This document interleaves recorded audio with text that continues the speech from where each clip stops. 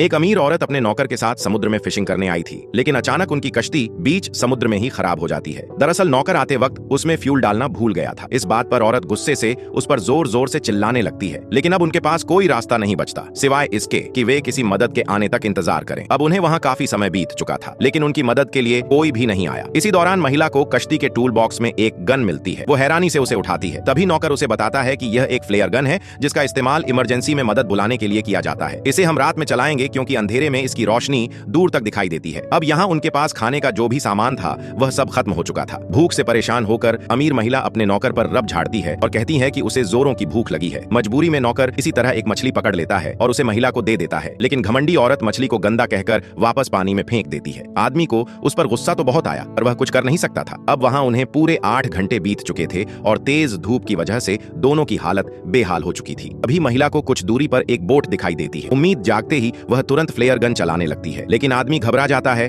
और उसके हाथ से गन छीनने की कोशिश करता है। इसी अफरा तफरी में गलती से गोली चल जाती है, जो सीधे उस बोट से जा टकराती है। गोली लगते ही बोट पानी में डूबने लगती है। यह देखकर दोनों को लगता है कि शायद अब उनका आखिरी वक्त आ गया है, लेकिन तभी महिला की नजर कुछ दूरी पर मौजूद एक टापू पर पड़ती है। दोनों किसी तरह तैरते हुए उस टापू तक पहुंच जाते हैं, जहां आदमी को एक पुरानी झोपड़ी दिखाई दे